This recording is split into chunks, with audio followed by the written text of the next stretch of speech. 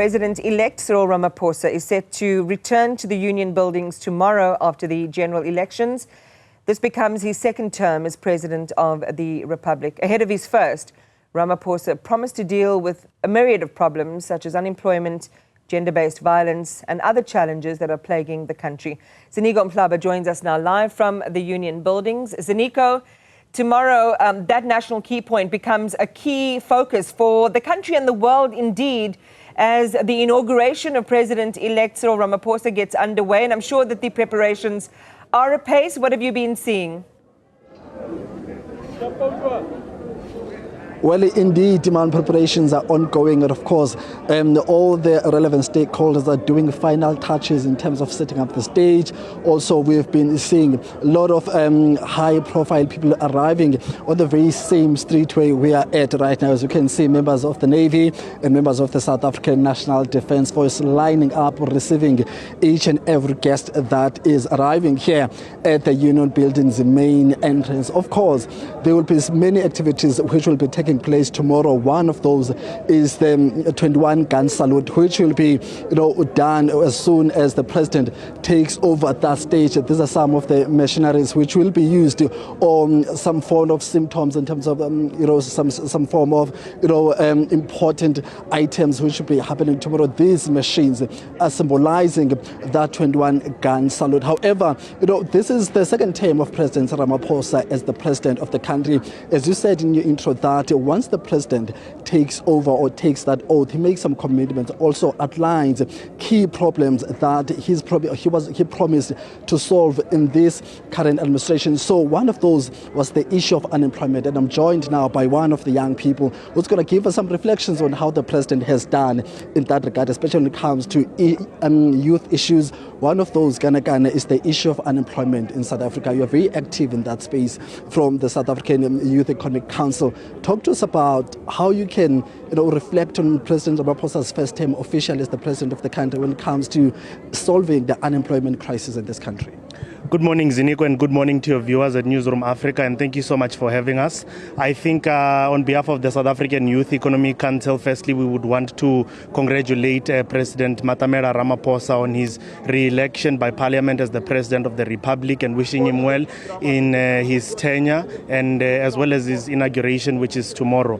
The real reality is that the question of youth unemployment is one which the President was unable to effectively address in his previous term of office, but we are quite hopeful as young people that through some of the reforms in the new administration, which is the 7th administration, the issue of youth unemployment must be tackled in an aggressive manner, and it must be done in such a way that prioritizes the employment of young people at a mass scale. Ziniko. I mean, you just said he did not fulfill his responsibilities in terms of solving that unemployment issue right now. This is his second term. It's the very same man. Things might be different now because he will not be, governing as the ANC deployee to Parliament to be the president. There are other parties that will be involved now in his exercise. So what makes you, think that things will be different now? And from your side, have you guys done enough to speak to the president, to speak to the executive about the real issues and the extent of this problem in this country?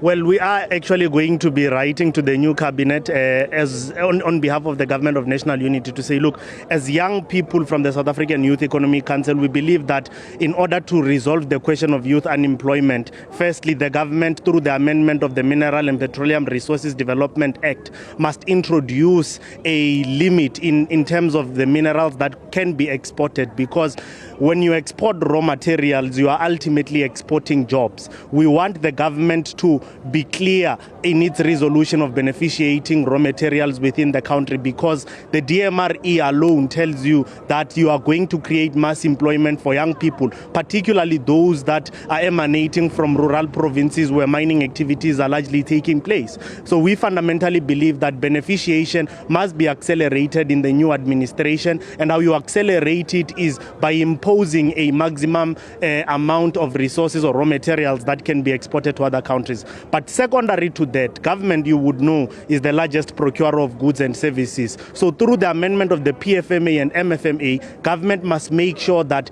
it spends its money by supporting local businesses. Instead of a Wembe district municipality acquiring its auditing services from KPMG, they must start acquiring those services from auditing firms that are local, that are run by young people, and ultimately that would stimulate the economy at a local level, which will result in the creation of mass employment opportunities for young people. So in terms of immediate solutions for young people, for someone who's in Umlazi, someone who's in Limpopo, who's saying that, well, I hear what you're saying, it all sounds high-level discussions, but in order for me to get a job tomorrow, maybe at a factory, maybe at whatever retail shop, what is it that you guys have been doing to ensure that those young people in those spaces are not exploited? Because we've got retail workers who are earning above or below the minimum wage in South Africa. So how are you solving that problem for them, for construction workers, for security officers?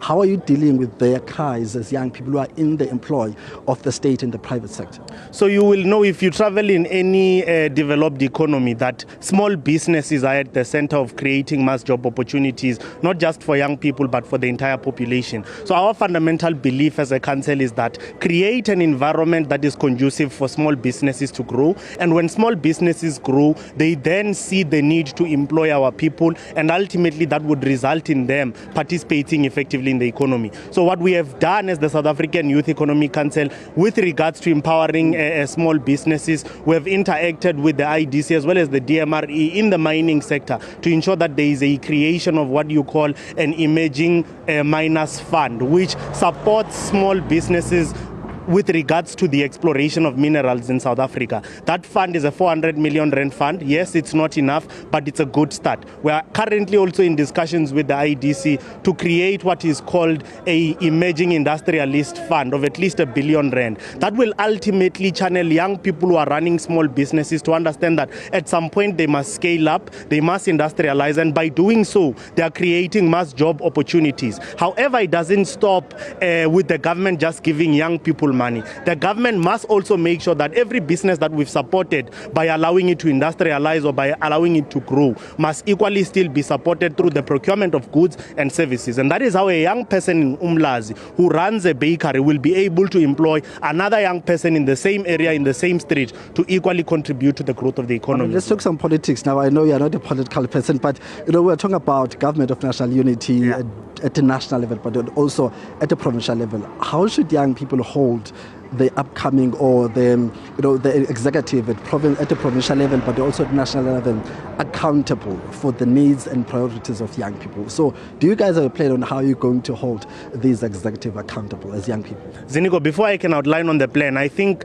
I understand We've got a few minutes. Yeah, I understand that the appointment of a cabinet is the president's prerogative, but our plea as young people is that we want to see fresh blood. We want to see young people occupying strategic positions in the cabinet. For instance, the position of DTI must be given to a young person. We want to see young people chairing portfolio committees in parliament as well. But as the South African Youth Economic Council will consistently engage with the government, we will participate in some of the acts that are already out for public commentary, and we will hold the government of national unity to account. And lastly, young people must be employed. The government of national unity must not be immersed in ideologies, but it must be immersed on how it's going to create jobs, how it's going to make sure that there is power supply, and how it's going to accelerate service delivery to young people in rural communities. Thank you, Kanakana, my friend. Thank you very much there. That's the view of a young person, of course, as we build up to the inauguration that's going to be taking place here at the Union Buildings tomorrow. And of course, Iman will continue engaging with different sectors of society in terms of getting their expectations, but also their reflections on how the sixth administration has been doing in terms of solving the socio-economic issues we're faced with as a country.